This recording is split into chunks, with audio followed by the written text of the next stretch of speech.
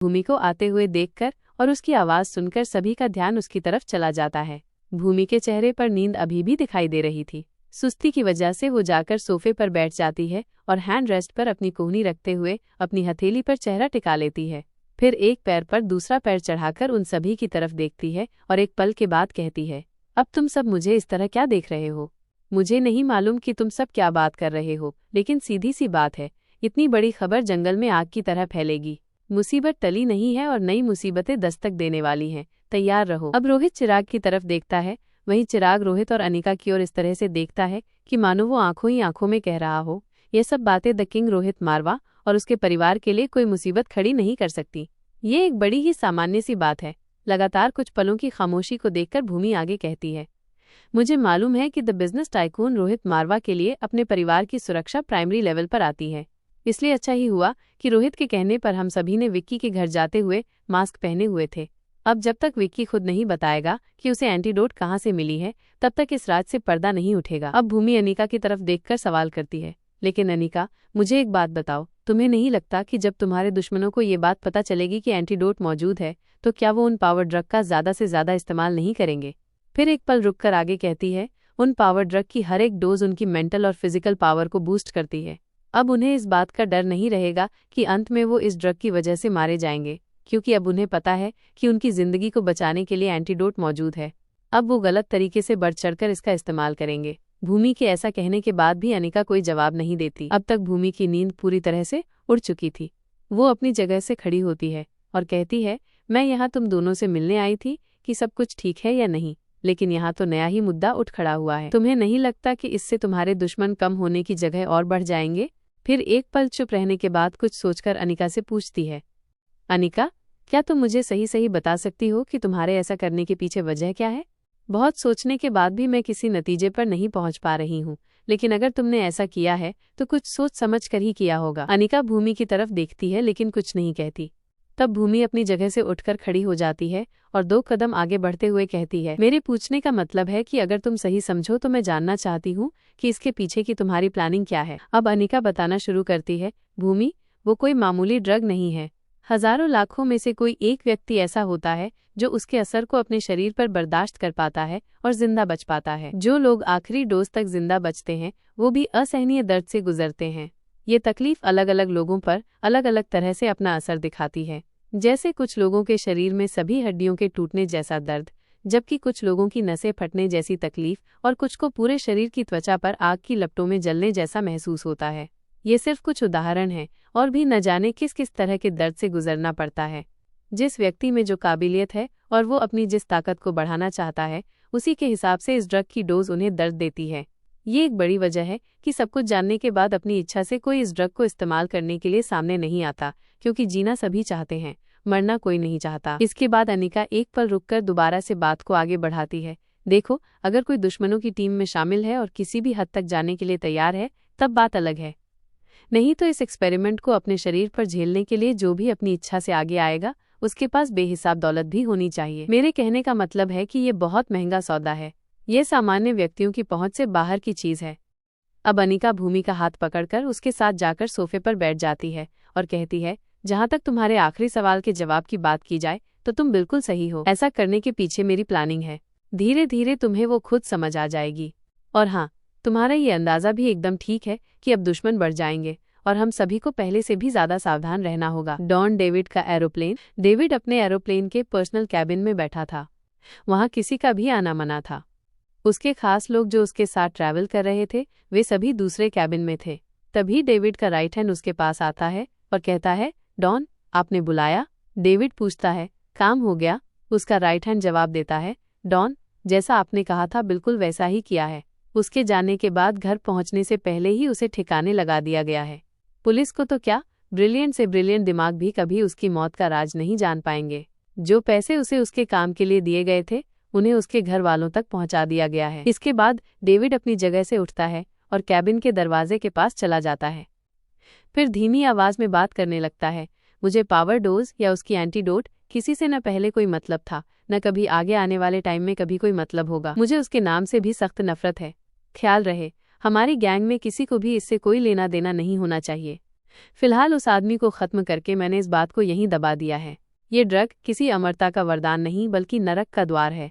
इससे जितना दूर रहा जाए उतना अच्छा। जो जिंदगी मिली है उसे पूरी तरह से जियो, फालतू के झंझटों में इसे बर्बाद करने की जरूरत नहीं। बाकी तुम खुद समझदार हो, तुम अच्छी तरह जानते हो कि आगे तुम्हें क्या करना है।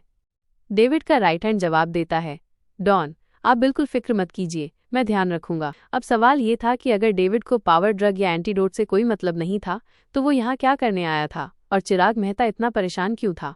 कौन था डॉन डेविड? London palace. कई हफ्ते बीत जाने के बाद भी दमयंती देवी बेहद उदास थी। उसके अंदर अजीब से सन्नाटे ने अपनी जगह बना ली थी। जब वो बालकनी में खड़ी होकर सामने की तरफ देख रही थी तभी उसका ध्यान नीचे की ओर जाता है। वो देखती है कि कई नौकर मिलकर एक लड़की को पकड़ने की कोशिश कर रहे थे। लड़की के व्यवहार को देखने पर ऐसा लग रहा था जैसे कि वो मानसिक स्तर पर स्वस्थ नहीं है। वो बार बार किसी न किसी ऊंची चीज पर चढ़ जाती और उसके बाद अपने दोनों हाथों को पंखों की तरह हिलाकर नीचे कूदने की कोशिश करती। वो कूदने से पहले हर बार कहती, इस बार मैं जरूर उड़ जाऊंगी। जो प्रयास करते हैं उन्हें सफलता जरूर मिलती है। कुछ देर तक दमयंती देवी पर इस घटना का कोई प्रभाव नहीं हो रहा था, लेकिन जब वो लगातार ये सब होते हुए देखती है तो अपनी तकलीफ को कुछ पलों के लिए भूल जाती है और उसका पूरा ध्यान उस पागल लड़की पर केंद्रित हो जाता है। कुछ देर बाद दिव्य कीर्ति दमयंती देवी को ढूंढते हुए वहीं बालकनी में पहुंच जाता है। उसे एहसास होता है कि दमयंती को उसके आने के बारे में पता नहीं चला है। तब वो उसके पास जाता है और पीछे से उसके कंधे पर अपना हाथ रखता है। झट से घबराकर दमयंती देवी पीछे की तरफ मुड़ती है और फिर चेहरा देखने के बाद शांति से कहती है, देव तुम? दिव्य कीर्ति मुस्कुराकर जवाब देता है, हाँ मैंने तुम्हें सभी जगह देख लिया पर तुम यहाँ खड़ी हो। ये कौन है और इसे यहाँ क्यों रखा है? फिर अपनी बात को ठीक करते हुए कहता है, मेरे कहने का मतलब है कि इसे ट्रीटमेंट की जरूरत है, इसे अस्पताल में होना चाहिए। दिव्य कीर्ति कहता है, तुम तो जानती ही हो मुझे असंभव को संभव बनाने की कोशिश करने वाले वैज्ञानिकों की कितनी कदर है। ये भी उनमें से एक है जो ये मानती है कि वो एक दिन जरूर उड़ सकेगी। अब तुम ही बताओ कि क्या पक्षियों के पास हाथ होते हैं? दिव्य कीर्ति की बात सुनकर दमयंती देवी उसे हैरानी से देखती है, लेकिन इस बात का जवाब देना सही नहीं समझती। तब दिव्य कीर्ति खुद ही कहता है, पक्षियों के पास हाथ नहीं, पंख होते हैं और वो उन्हीं हाथ रूपी पंखों से उड़ते हैं, तो इंसान अपने पंख रूपी हाथों से क्यों नहीं उड़ सकता? फिर पूरे आत्मविश्वास के साथ जोर देते हुए कहता है, जरूर उड़ सकता है। इतना कहने के बाद वो चुप हो जाता है और फिर खामोशी से दमयंती की तरफ देखता है। अब दमयंती बेहद उदासी से कहती है, मैं अच्छी तरह जानती हूँ कि तुम क्या कहने की कोशिश कर रहे हो। मतलब ये सब ड्रामा तुम्हारा रचाया हुआ है। अब दिव्य कीर्ति उसके कंधों पर पीछे की तरफ से हाथ रखते हुए उसे बालकनी से वापस अंदर की तरफ ले जाने लगता है और कहता है, समझदार को इशारा काफी। अब दमयंती पूछती है, तुम मुझे पागल कह रहे हो देव? दिव्य कीर्ति अपने कान को हाथ लगाते हुए कहता है, मेरी इतनी हिम्मत कभी नहीं। दमयंती कुछ चिढ़ते हुए कहती है, उस लड़की में और मुझ में फर्क है। अब तक वो दोनों कमरे में पहुंच जाते हैं। दिव्य कीर्ति उसे चेयर पर बिठाकर उसके सामने दूसरी चेयर पर बैठ जाता है। फिर वो कहता है, बिल्कुल सही बात है, तुम में और उस लड़की में जमीन और आसमान का फर्क है। अगर वो लड़की जमीन है तो तुम आसमान हो जो मेरी पहुंच से बहुत दूर है। ये सुनकर दमयंती की चिढ़ कम हो जाती है, उसके चेहरे के भाव भी सामान्य हो जाते हैं। अब दिव्य कीर्ति कहता है, मैंने कभी तुम्हारी कोई बात नहीं टाली, अब भी नहीं टालूंगा। अगर तुम्हें फिर से उसी अंधी दौड़ में शामिल होना है तो मेरी पूरी ताकत, धन दौलत, शोहरत सब कुछ तुम्हारा है। तुम दोबारा से शुरू कर सकती हो। मेरे लिए बस यही सौभाग्य है कि तुम अब हर पल मेरी आंखों के सामने हो। फिर एक पल रुककर दिव्य कीर्ति अपनी बात को दोबारा से कहना शुरू करता है, लेकिन मैं सिर्फ इतना ही कहूंगा कि हर चीज जो आज की मॉडर्न दुनिया में बनाई जा रही है उन सभी के बारे में भारतीय शास्त्रों और ग्रंथों में बनाए जाने का जिक्र जरूर मिलता है, लेकिन धरती पर रहने वाले किसी भी ऋषि मुनि अथवा विद्वान ने अमृत बनाया हो ऐसा कहीं पढ़ा सुना नहीं जाता। धरती पर जन्म लेने वाला कोई व्यक्ति अमर हो गया हो ऐसे व्यक्ति को भी कोई नहीं जानता। कहानियों में कुछ महान लोगों के नाम आते हैं जो चिरंजीवी हैं, लेकिन उनसे मिला कभी कोई नहीं है। उन सभी को लंबे समय तक जीने का वरदान मिला है, लेकिन उनके समाप्त हो जाने का समय भी निश्चित है। इतना कहकर वो चुप हो जाता है। दमयंती देवी जो अब तक लगातार उसकी तरफ टकटकी बांधकर देख रही थी, वो अपना चेहरा नीचे कर लेती है और कुछ सोचने लगती है, मानो वो आत्ममंथन कर रही हो कि कहीं वो सच में ही तो अपनी जगह पर गलत नहीं है। कुछ देर के बाद दिव्य कीर्ति फिर से कहता है, आखिर तुम कब तक उस स्वाति की प्रतियोगी बनी रहोगी? मुझे नहीं लगता कि उसने कभी तुम्हें अपना प्रतियोगी समझा है। इतनी कड़वी बात मैं कहना नहीं चाहता, लेकिन अगर अभी नहीं कहा तो कभी दोबारा कह भी नहीं पाऊंगा। अगर तुम्हें सच में लगता है कि उसने ऐसी कोई चीज बनाई है जिसे तुम अमरता का वरदान कह सको, तो फिर उससे बेहतर साबित होने के लिए तुम्हें वैज्ञानिकों की फौज खड़ी करने की क्या जरूरत। जब तुम खुद को बेहतर साबित करना चाहती हो तो वो अमृत तुम्हें खुद बनाना चाहिए था अपने दम पर, तब तुम उससे बेहतर साबित होती। दिव्य कीर्ति की इतनी चुभने वाली बात सुनकर दमयंती देवी अपना चेहरा ऊपर करके बड़ी बड़ी आंखों से उसकी तरफ देखने लगती है, मानो अपनी आंखों से आग उगल रही हो। ऐसा कहने के तुरंत बाद दिव्य कीर्ति दमयंती देवी के पैरों के पास बैठ जाता है और उसके घुटनों पर हाथ रखकर कहता है, मुझे माफ कर दो दामू, मैं तुम्हारा दिल नहीं दुखाना चाहता, लेकिन मैं सिर्फ तुम्हें समझाना चाहता हूँ। तुम खुद सोचो कि जिंदगी के इस पड़ाव तक तुम्हारे पास वो सब कुछ था जो किसी भी इंसान के लिए बेहद जरूरी होता है, लेकिन तुमने खुद उन सबके होने पर भी उन सभी के साथ नहीं होने जैसा बर्ताव किया। इस मामले में चाहे बात औलाद की थी या प्यार की या परिवार की, सिर्फ और सिर्फ उस स्वाति के पीछे तुमने अपना सब कुछ बर्बाद कर लिया। एक पल चुप होने के बाद दिव्य कीर्ति दोबारा कहना शुरू करता है, दामू, यदि ये मान भी लिया जाए कि स्वाति जिंदा है और ऐसी कोई चीज स्वाति के पास है जो तुम्हें उसे चाहिए, तो तुम खुद स्थिति का विश्लेषण करके देखो कि वो स्वाति तुमसे भी ज्यादा बदनसीब है। तुमने अपना सब कुछ अब आकर खोया है, लेकिन उसने वो सब कुछ बहुत पहले ही खो दिया, अपना बच्चा, अपना प्यार, अपना परिवार, सब कुछ। फिर बड़े ही दयनीय भाव से कहता है, दामू, जो माँ क्षमता होने के बाद भी अपने बच्चे को दूध न पिला सकती हो, उससे ज्यादा दुर्भाग्य किसका हो सकता है। जो अपने बच्चों की छाया न बन सकी हो, उसकी काया किस काम की। जो अपने परिवार को पोषण न दे सके, उस इंसान के औषधीय गुणों का क्या फायदा। दिव्य कीर्ति की बातें सुनकर एक बार फिर से दमयंती का तमतमाया चेहरा शांत और ठंडा हो जाता है। दमयंती को शांत देखकर दिव्य कीर्ति दमयंती देवी के दोनों हाथों को अपने हाथों में पकड़कर कहता है, जो सब कुछ खो गया उसे पाया नहीं जा सकता, लेकिन जो बचा है उसके बारे में सोचो। तुम्हारी जिंदगी का बड़ा हिस्सा अभी भी बाकी है, तुम अभी भी इसे खुशी खुशी जी सकती हो। जो सब कुछ पूरी जिंदगी तुम्हें करना चाहिए था और तुमने नहीं किया, उसे अब कर सकती हो। अब बस करो ये दौड़। वह कॉलेज की लड़कपन की जिंदगी को बचपन तक लेकर मत चलो, वो सब कुछ बहुत साल पहले ही खत्म हो चुका है। भूल जाओ वो सब कुछ, एक नए सिरे से नई जिंदगी जियो जैसे सब जीते हैं। अब वो अपनी जगह से खड़ा हो जाता है और सामने रखी टेबल पर बैठकर दमयंती की तरफ देखता है, फिर कहता है, मैंने पूरी जिंदगी तुम्हारा इंतजार किया है, आगे भी कर लूंगा, तुम्हारे लिए अगला जन्म लेकर भी आ जाऊंगा और फिर इंतजार कर लूंगा। लेकिन दामू, मैंने जो कुछ भी इकट्ठा किया वो बस यही सोचकर कि शायद तुम कभी लौट आओ और हम फिर से अपनी बचपन वाली जिंदगी को दोबारा से जी सकेंगे। मेरे पास जो कुछ भी है सब कुछ तुम्हारा है, तुम जैसे चाहे वैसे इस्तेमाल करो। फिर 2 पल की खामोशी रहती है और एक बार फिर से दिव्य कीर्ति आगे कहता है, मैं जो कहना चाहता था उसे समझाने के लिए मैंने अपनी सबसे बेहतरीन कोशिश की, लेकिन आखिरी फैसला तुम्हारा ही होगा। आज भी वही होगा जो बचपन से लेकर आज तक होता आया है। फिर मुस्कुराकर कहता है, दामू कहे और देव करे, तुम कहो और मैं करूं। इतना कहकर दिव्य कीर्ति की आंखें भर आती हैं और गला रुंध जाता है। वो वहां से खड़ा होकर खिड़की के पास चला जाता है और बाहर की तरफ देखने लगता है। कुछ पलों के बाद उसे महसूस होता है कि दमयंती उसके पीछे खड़ी है। जब वो मुड़ता है तो दमयंती धीरे से अपने सिर को उसके कंधे पर रख लेती है और फिर धीरे से कहती है, पूरी जिंदगी जिससे दुश्मनी निभाई हो उससे अब दोस्ती करना आसान नहीं होगा। जिसका नाम सांसों से ज्यादा बार लिया गया हो उसे भूल जाना कैसे संभव हो। उन गलतियों के प्रायश्चित कैसे हो सकेंगे जो पूरी जिंदगी भर की। इतना कहने के बाद वो रोने लगती है। दिव्य कीर्ति बड़े ही प्यार से उसके सिर पर अपना हाथ रखता है और उसे दिलासा देने की कोशिश करता है, मैं हूँ तुम्हारे साथ, तुम मन तो बनाओ, सब संभव हो जाएगा। दमयंती देवी पूरी तरह से टूट चुकी थी। दमयंती देवी को जानने समझने वालों में से किसी ने सोचा भी नहीं था कि इतना बड़ा साम्राज्य खड़ा करने वाली उस साम्राज्य के टूटने से भी ज्यादा खुद चकनाचूर हो जाएगी। जिसकी नजर में अमर होने के लालच में दूसरों की जिंदगियों की कभी कोई कीमत नहीं थी, उसे जिंदगी का मूल्य तब समझ आया जब इसी पागलपन में अपनों की जिंदगियों से हाथ धो बैठी। अब भी कोई नहीं जानता था कि वो किस दिशा की ओर मुड़ेगी। इस वक्त वो अंदर से टूटी हुई और अत्यंत विचलित थी, इसलिए ठीक ठीक अनुमान लगा पाना दिव्य कीर्ति के लिए भी मुश्किल था कि वो अपनी जिद पर ही अड़ी रहेगी या नए सिरे से जिंदगी की डोर पकड़ेगी। लेकिन दिव्य कीर्ति उसे जिंदगी की ओर वापस लाने के लिए हर संभव प्रयास करना चाहता था। गुलेरिया हाउस, दिल्ली। पूरा गुलेरिया परिवार डाइनिंग हॉल में इकट्ठा दिखाई देता है। सभी बेसब्री से रोहित और अनिका के आने का इंतजार कर रहे थे। आकाश पूरी तरह से ठीक हो चुका था और अब वो इस लायक था कि कंपनी की सभी जिम्मेदारियों को संभाल सके। पूरा परिवार चाहता था कि घर में जिन बड़ी खुशियों ने दस्तक दी है उन्हें सेलिब्रेट किया जाए। मारवा परिवार हो या गुलेरिया परिवार, इस तरह की तैयारियों के लिए उनके पास पूरी फौज थी। लेकिन फिर भी ऐसी बहुत सारी बातें थीं जिन्हें इस खुशी के माहौल पर आपस में बैठकर डिस्कस करके फाइनल करना जरूरी था। जैसे ही रोहित और अनिका गुलेरिया हाउस पहुंचते हैं, सभी उन्हें लेने के लिए हाउस के दरवाजे तक आ जाते हैं। यहाँ तक कि श्रेया भी जल्दबाजी में छोटे मेहमान को ही गोद में लेकर वहां आ पहुंचती है। आकाश आगे बढ़कर रोहित को वेलकम करता है, वहीं श्रेया सबसे पहले अनिका के गले लगती है। अनिका श्रेया से नन्हे मेहमान को अपनी गोद में ले लेती है। उसके बाद नंदिनी आगे बढ़कर अनिका को अंदर की तरफ ले जाती है। अभी अनिका और रोहित के आने से पहले तक जहां काफी शांति थी और सबकी निगाहें बाहर की ओर टिकी हुई थीं, अब वही चहल पहल और हंसी मजाक का माहौल था। सिद्धार्थ, मयूर, राजश्री, ओमकार, प्रीति और घर के बाकी सभी बच्चे भी यहीं मौजूद थे। सभी बैठकर बातचीत करने लगते हैं। तभी बीच में ही वहां से उठकर अनिका करण के पास चली जाती है।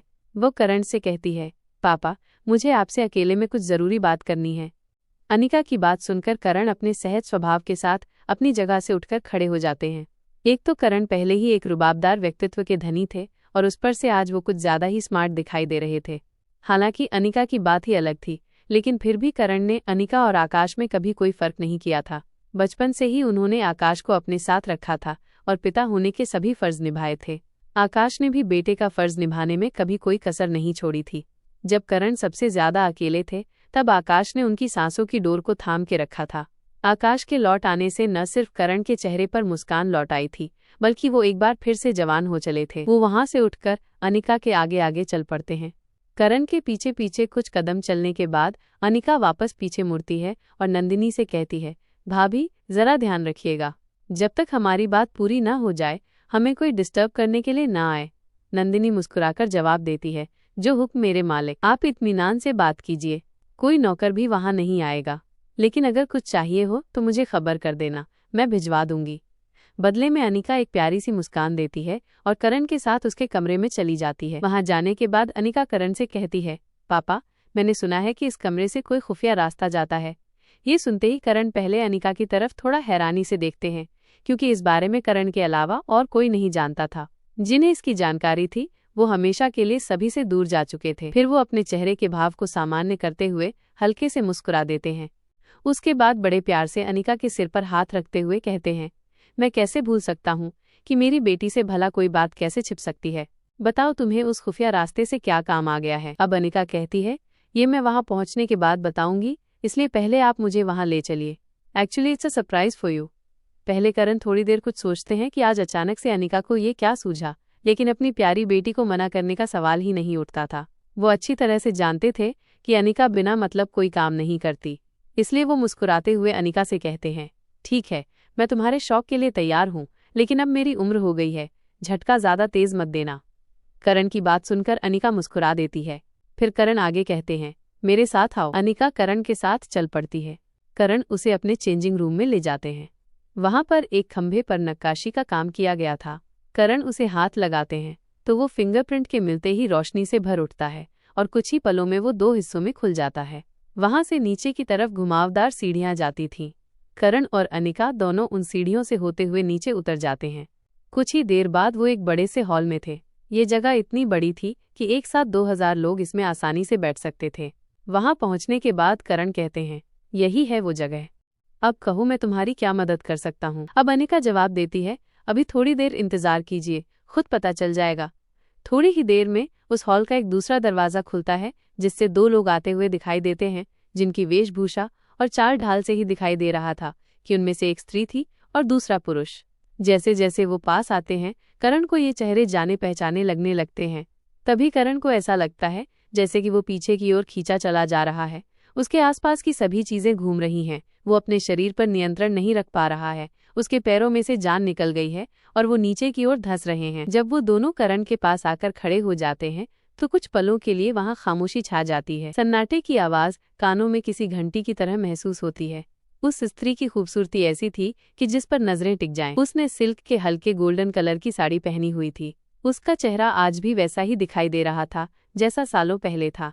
अगर कुछ फर्क था तो वो ये कि अब उसके चेहरे के हाव भाव में पहले जैसी गर्मजोशी नहीं थी, बल्कि उसे तेज स्वभाव की जगह अब शांति ने ले ली थी। उसके चेहरे, चाल और वेशभूषा से ओज झलक रहा था।